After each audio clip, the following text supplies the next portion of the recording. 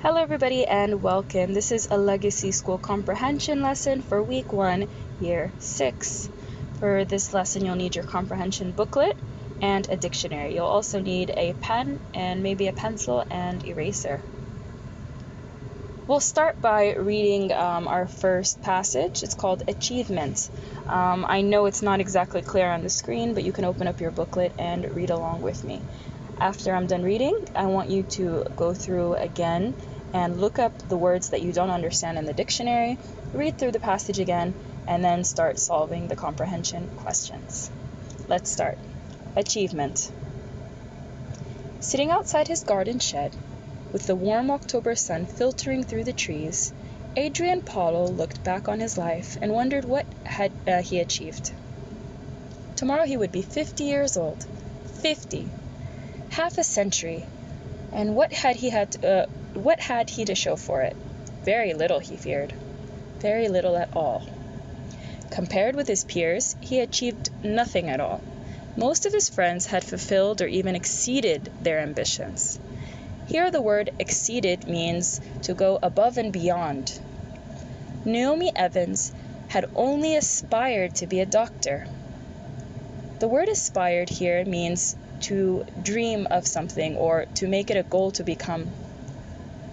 She had become a brilliant brain surgeon and made a small fortune. David Soames had wanted to be a train driver, but he hadn't. He became an astronaut, and Daisy McLaren was doing something terribly important in the government. She had regular meetings with the Prime Minister and was always going abroad. But what have I done? Thought Adrian lamely.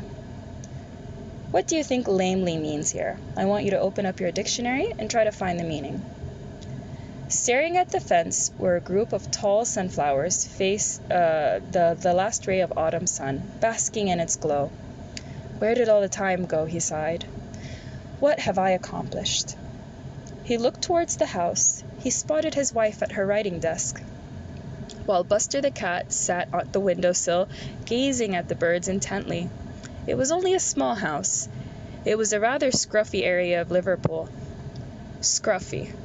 I want you to look up the word scruffy. Does it mean nice or does it mean not so nice? Charlotte worked as a teacher in the local primary school. Adrian had a job as a carer in a home for the elderly disabled people. I think we all should know what disabled means. It's the opposite of able. If you are not able to do something, or, for example, if you are missing a limb or hurt in some way, you are disabled. He'd been there for 30 years. There had been many times when he had considered changing his career, moving on to something bigger and better, especially after a particularly rough day. Then he looked at the faces of some of the people there, people who relied on his help and support, and changed his mind. Every time he organized an evening sing-along or cards night or bingo, he watched the old faces light up with laughter. His heart had filled with satisfaction. And now he was 50 years old. The hair on his head was nearly gray. There were lines on his face, and his tummy grew fatter. He sat musing about the purpose of his life. Daisy McLaren had achieved a lot. She had just taken her entire family to Hawaii for an expensive holiday. They even hired a yacht and sailed around the island fishing and snorkeling. What do you think a yacht is? Remember, they used it to sail around the island. Adrian had never been to any exotic places. For each holiday, they would go to the south of England, where the kids would run around and build sandcastles. Naomi, another childhood friend, was always attending functions and conferences.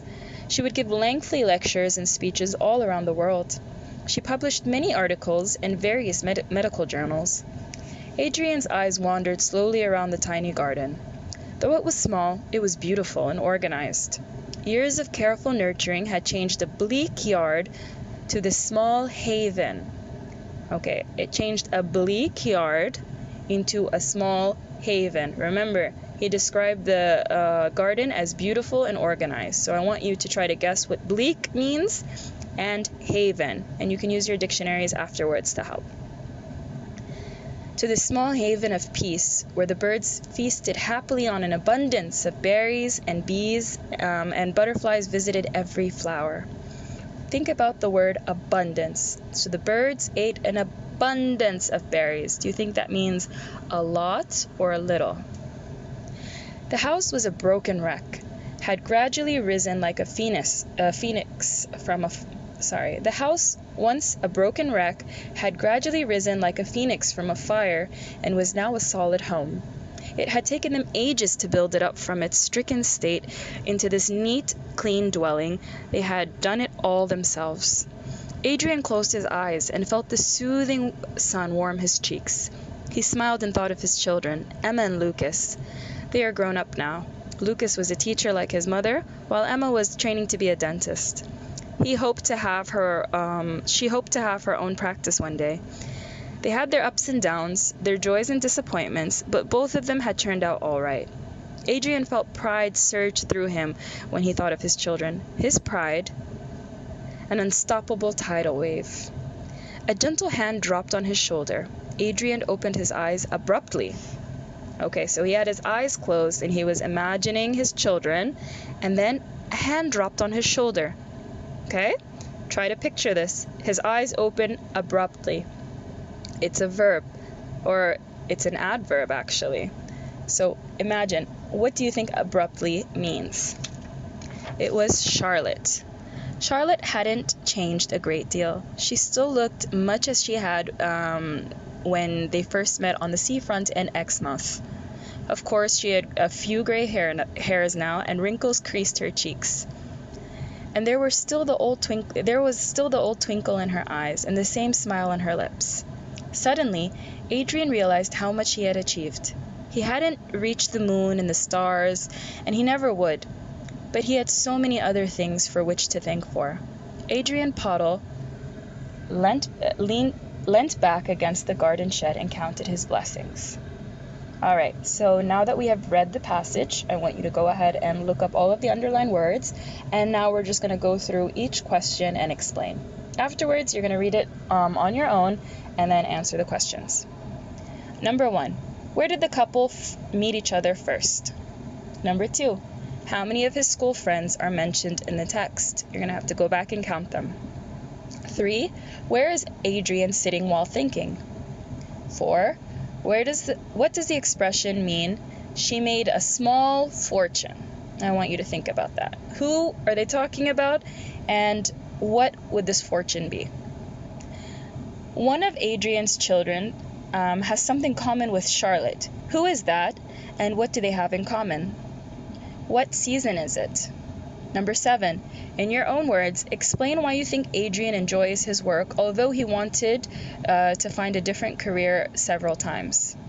Number 8, find 2 examples of alliteration in paragraphs 8 and 9.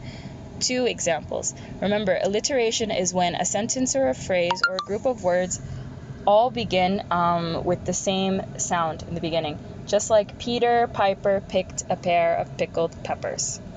Let's look at number 9 now. Look at the following sentence. Adrian felt pride surge through him when he thought of his children. His pride, an unstoppable tidal wave. What method is the author using here? Circle the correct answer. Is it personification, a simile, alliteration, or a metaphor? 10. Write one sentence that will describe what Charlotte looks like. Refer to the text, but you don't have to copy. Number 11, read the following sentence. The house, once a broken wreck, had gradually risen like a phoenix from a fire and was now a solid home. Explain what the phrase means and why it is used here. You may want to research the word phoenix. 12, which phrase in the second part of the story shows that the children were occasionally successful and sometimes not so successful in their search for a career? 13, explain using your own words, and do not copy from the text, why one could consider Naomi as a successful person. All right, so for the next question, you're going to explain the meanings of the following words as used in the text. So context is very, very, very important. Don't just look up the word in the dictionary and then copy down the meaning. It has to be in context. We have the word abruptly. We have the words abruptly, haven, ambition, bleak, and abundance again. All right, now for extension work. You're going to write a paragraph of minimum 50 words about your ambition in life. So what your ambition is what you hope to achieve. Why did you choose that ambition or profession? And what do you think you will have to do to achieve it? All right. So that is for 5 marks. So make sure you write in full sentences, you check your spelling, and of course your punctuation is absolutely correct. I can't wait to see your work, and good luck.